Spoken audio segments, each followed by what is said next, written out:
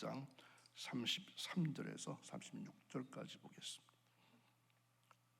함께 한 목소리로 읽겠습니다. 누구든지 등불을 켜서 속에나 말 아래에 두지 아니하고 등경 위에 두나니 이는 들어가는 자로 그 빛을 보게 하려 함이라. 내 몸의 등불은 눈이라. 내 눈이 성하면 온 몸이 밝을 것이요 만일 나쁘면 내 몸도 어두우리라. 그러므로 내 속에 있는 빛이 어둡지 아니한가 보라. 내 온몸이 밝아 조금 더 어두운 데가 없으면 등불의 빛이 너를 비출 때와 같이 온전히 밝으리라 하시니라. 아멘. 오늘도 새벽을 깨우고 거룩한 눈에 올라오신 여러분들에게 하나님의 특별하신 은총이 이어지는 한 날이 되기를 바랍니다. 과거에도 누가복음을 읽고 강의했던 적이 있었는데 이번에 새벽 기도하면서 이 누가복음을 읽어갈 때 제가 많은 은혜를 받고 있습니다. 그 중에 하나가 오늘 말씀입니다.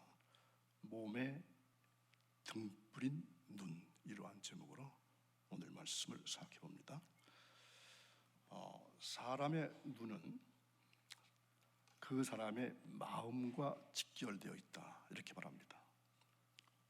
왜 그런가 하면 눈에 비친 대로 마음의 영상이 되기 때문에 그렇습니다. 요즘은 이 핸드폰이 많이 있어서 이 카메라로 사진을 찍는 사람들이 별로 없지만 이 카메라로 사진을 찍을 때 이 렌즈는 그 생명입니다. 왜냐하면 그 렌즈에 물건이 나타난 그대로 과거에 필름 쓸 때 필름에 영상되기 때문에 그렇습니다. 이처럼 사람의 눈도 그 사람의 등불로 비유되는 것입니다. 예수님은 사방을 비추는 등불과 그리고 사람의 마음을 비추는 눈과 비교하면서 그리스도의 빛으로 온 몸을 비출 것에 대해서 교훈해 주고 계십니다. 등불의 광선이 너희를 비칠 때와 같이 내 온몸이 맑아 조금 더 어두운 데가 없게 하라. 오늘 말씀에 나오는 등불에 관한 내용입니다. 어제 말씀 나눈 것은 표적에 관한 말씀 나눴죠. 어제 표적을 요구하는 세대에 대해서 예수님께서는 어떤 세대라고 말했습니까? 악한 세대라고 말씀하셨습니다. 책망하신 사건에 이어서 오늘 이 말씀 갑작스럽게 등불에 관한 말씀이 언급되고 있습니다. 그 이유가 뭘까요? 아마도 마음에 빛이 없어 표적의 실체인 예수 그리스도를 눈앞에 두고서도 표적을 구하는 유대인들의 어두운 영안을 지적하기 위함인 것으로 보여집니다. 이를 위해서 예수님은 먼저 물리적인 등불의 빛을 언급하신 다음에 아주 자연스럽게 영적인 마음에 빛이 성하고 밝아야 모든 것을 볼 수 있다, 이렇게 교훈하시고 계십니다. 예수님은 등불과 사람의 눈을 비유적으로 비교하시면서 영적인 교훈을 주고 있습니다. 사람이 등불을 방 안에 켜두는 이유가 무엇입니까? 33절 읽을 말씀 33절 다시 보겠습니다. 누구든지 등불을 켜서 속에나 말 아래에 두지 아니하고 등경 위에 두나니 이는 들어가는 자로 그 빛을 보게 하려 함이라. 아멘. 그러니까 캄캄한 방에 들어갈 때는 위험도 있고 부딪힐 염려도 있지만 이 불이 켜질 것 같으면은 이 들어가는 사람이 편안하게 들어갈 수 있다. 그러면 예수님의 이 말씀은 우리에게 어떤 교훈을 주시고 계신 걸까요? 이 눈은 우리의 육적인 눈을 가리킨 말이 아닙니다. 우리가 지금 사용하고 있는 육신의 눈의 기능은 몸을 밝게 해주고 있는 것이 아니라 오히려 눈을 어둡게 해주고 있습니다. 예수님은 요한복음 9장 39절에서 이렇게 말씀하십니다. 예수께서 이르시되 내가 심판하러 이 세상에 왔으니 보지 못하는 자들은 보게 하고 보는 자들은 맹인이 되게 하려 함이라 하시니, 보는 자들이라고 하신 말씀은 세상을 바라보는 눈을 말합니다. 주님의 말씀에 의하면 인간의 눈은 두 가지 모두 함께 뜰 수 없다는 것입니다. 말하자면 세상을 보는 육신의 눈도 뜨고 또 영적인 세계를 바라보는 마음의 눈도 동시에 뜰 수 없다는 말입니다. 어느 한 가지가 띄어지면 다른 한 가지는 감겨진다, 이렇게 말씀하십니다. 그러므로 육신의 눈이 열려서 세상 것을 바라보는 사람은 소경되게 하신다. 그들의 마음의 눈이 소경된다는 뜻입니다. 그러나 육신의 눈이 감겨진 사람, 다시 말하자면 세상 것에 소망을 두지 않는 사람들에게는 마음의 눈이 열려져서 신령한 세계를 보게 하시겠다 하는 말씀입니다. 사실 세상 것을 바라보는 인간의 눈은 그의 마음과 몸 전체를 어둡게 합니다. 예수님이 이것을 말씀하고 있는 눈은 신령한 영적인 눈을 말합니다.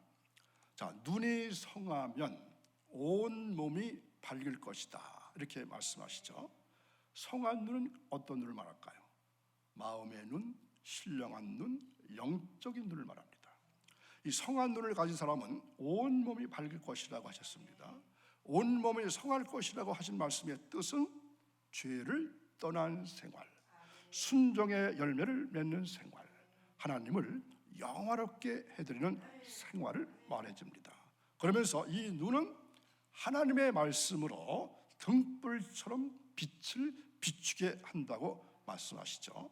하나님의 말씀은 우리들의 마음의 눈을 열어주어서 그 눈을 어둠에서 빛을 발산하게 하는 것입니다.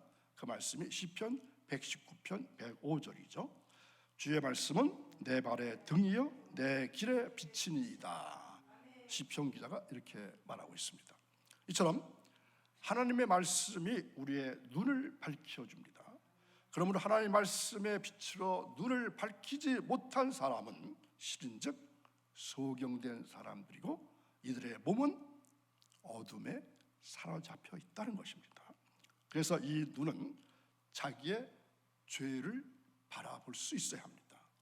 등불이 비추어야 그 빛을 따라서 사물을 분별할 수 있습니다.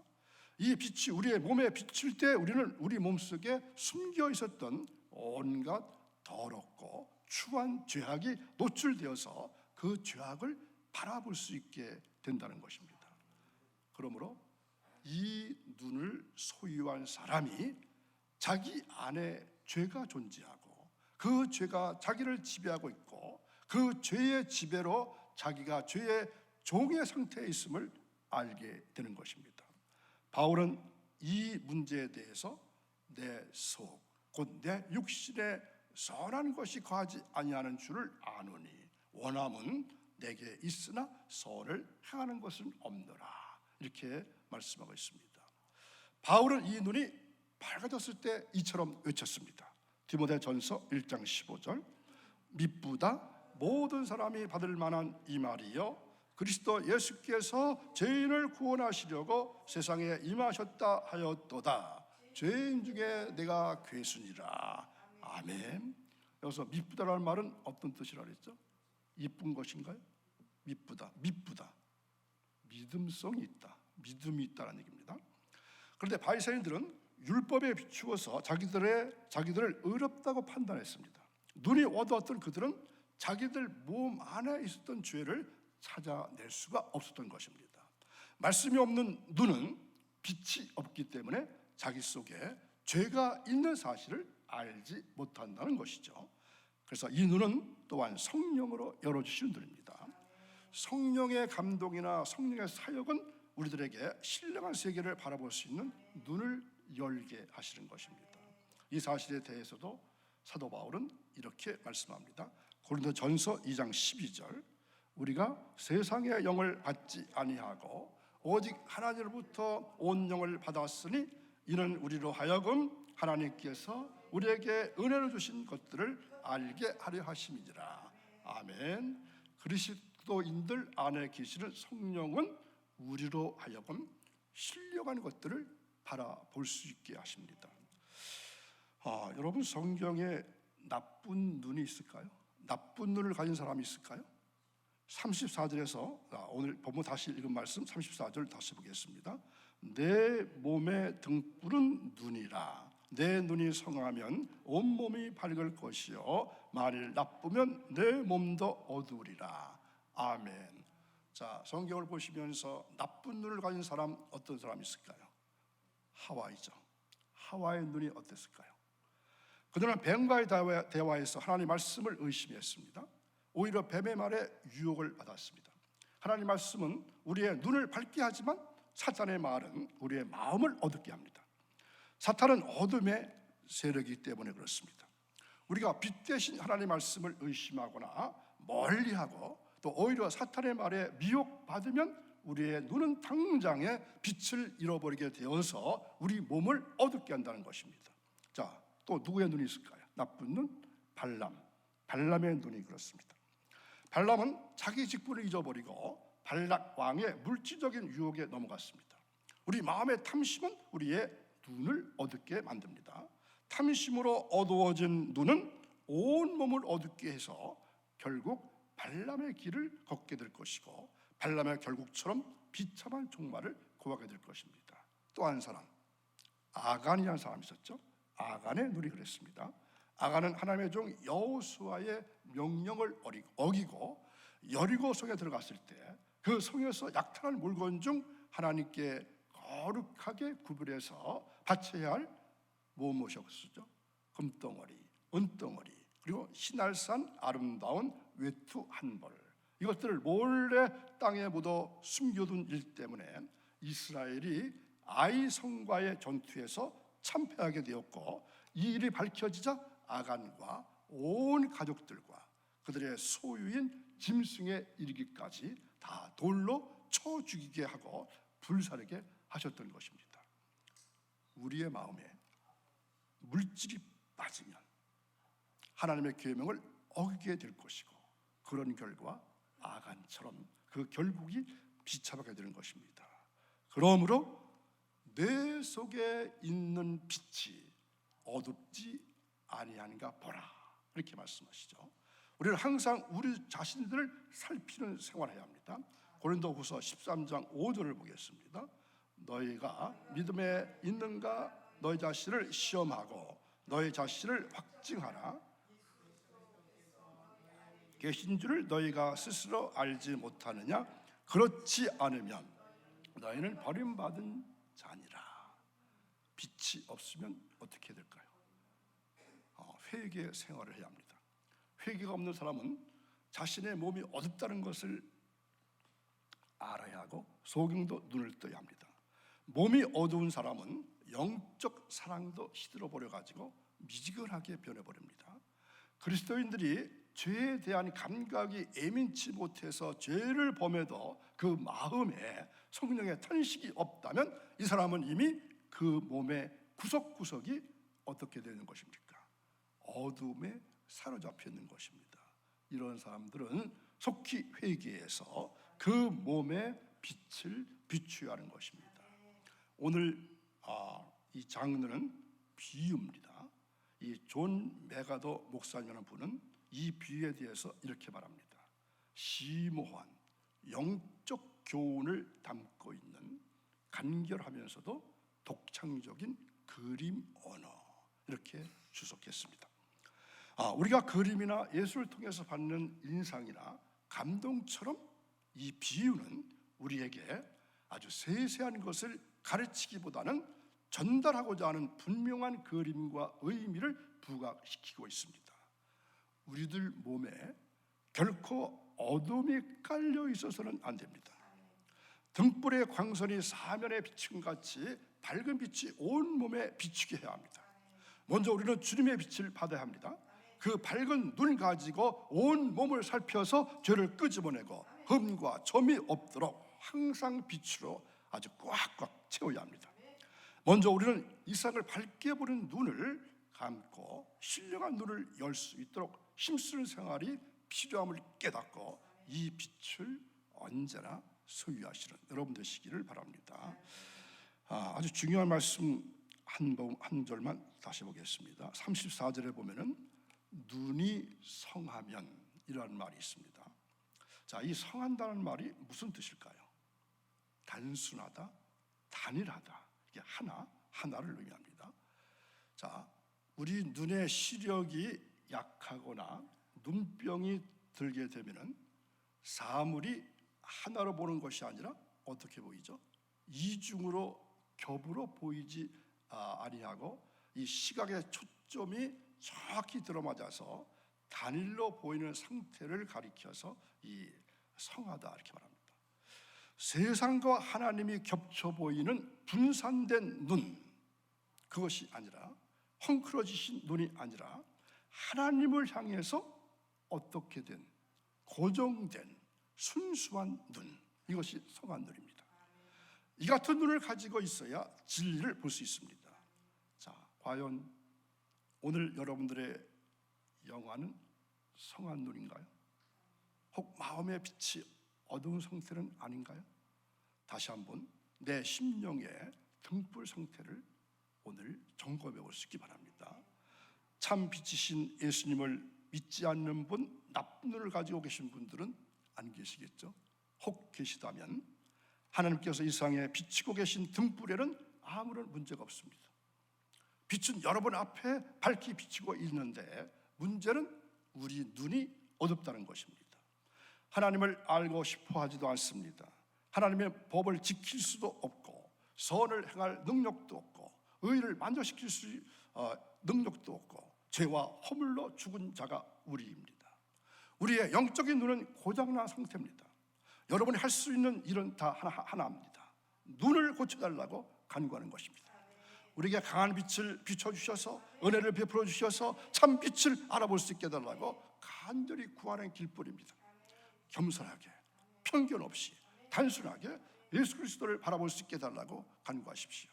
강력한 등불이신 예수 그리스도를 놓치지 않게 되시기 바랍니다. 더 이상 어둠 가운데 살아가지 않길 바랍니다. 그리고 여러분 속에 있는 빛이 어둡지 않은가 생각해 보십시오. 가끔 그리스도임에도 불구하고 내 인생이 힘없게 느껴질 때가 있습니다. 삼일째 하나님께서 내 속에 역사하심에도 불구하고 나에겐 힘이 느껴지지 않을 때가 있습니다. 사도 바울의 기도가 우리의 기도가 되기를 바랍니다. 에베소 1장 18절 19절 보겠습니다. 너의 마음의 눈을 밝히사 그의 부르심의 소망이 무엇이며 성도 안에서 그 기업의 영광의 풍성함이 무엇이며 그의 심의 위력으로 역사하심을 따라 믿는 우리에게 베푸신 능력의 지극히 크심이 어떠한 것을 너희로 알게 하시기를 구하노라. 아멘. 여러분 안에서 강력하게 비치고 있는 하나님의 능력을 신뢰하시기 바랍니다. 그러나 무엇이 내 속에 거하시는 영광스러운 예수 그리스도의 빛을 가리고 있는지 생각해 보시기 바랍니다. 우리의 염려와 근심이 우리 마음을 빼앗아갈 수 있습니다. 우리가 세상에 물들어가면서 우리 안에 강력한 빛을 잃어보고 버리고 있을지도 모릅니다. 변의 산에 빛나는 영광의 주가 내 안에 계시다면 우리는 더 힘있게 살아갈 수가 있습니다. 우리의 영적인 눈이 떠져서 그 진리를 날마다 바라볼 수 있게 해달라고 간구하시기 바랍니다. 그렇게 한다면 이 등불 참 빛 되시는 예수 그리스도께서 우리 모두의 삶 가운데서 강력하게 역사하실 것입니다.